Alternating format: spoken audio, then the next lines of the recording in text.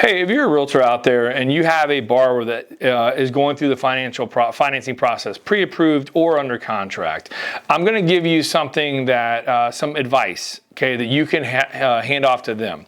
We discuss this up front with the buyer, but you may not be using us, okay? And even if you are using us, at least you know what we say, and then you can reiterate that, okay? Because this is important stuff, and this will help your buyer have a much smoother process. Feel free to forward this video to them as well. They can watch it.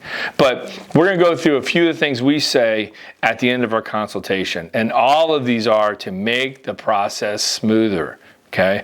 We tell these borrowers that it's almost an act of God that everyone comes together to close a loan, right? In the end, it's a purchase. You bring up everyone together, right? Seller, buyer's agent, listing agent, lender, everyone that works in the lending office, the employers that are doing the verifications, the banks that are doing the deposit verifications, title, survey, appraiser, homeowners insurance, right? Tons of people, okay?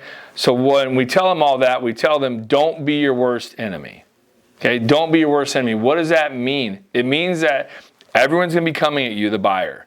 We need documents, we need pay stubs. Hey, can you sign this, drop off that? We need originals, right?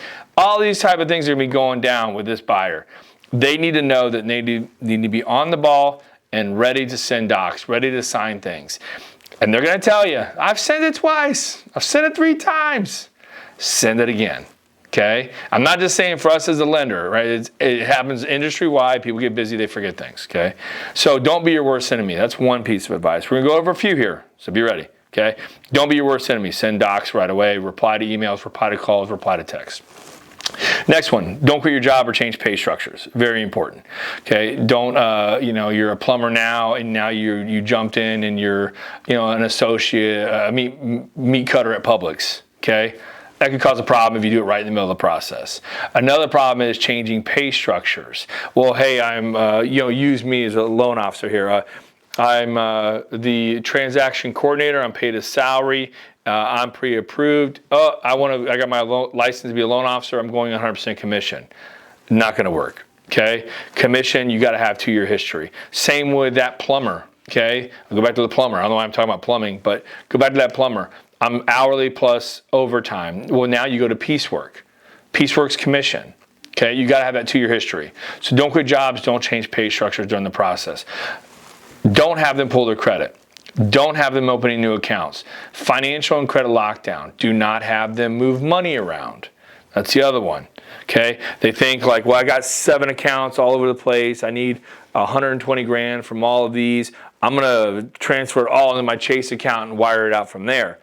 They think it's helping and it's not, okay? Let them go through the process. Let the lender tell them, hey, you send the wires off from those places, it's okay. Or, hey, do that now, but we need to make sure we track the transfers, right? You wanna do all that stuff.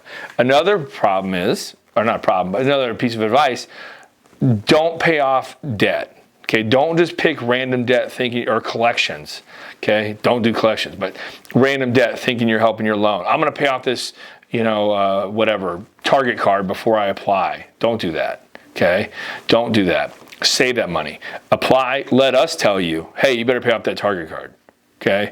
We'll tell you what you need to pay off to qualify for a home. Don't just assume you're doing the right thing. We may tell you to pay off nothing. We may tell you to leave that money in your bank as reserves. What's reserves? It's a month's worth of payments. 1 month reserve is 1 month of payments in the bank. Okay, so those are a lot of the tips that we give our borrowers and I give them to a boom, boom, boom, boom, boom. We go through them, but you can pass off that same information to them. Okay, it's not going to hurt. At least they'll know.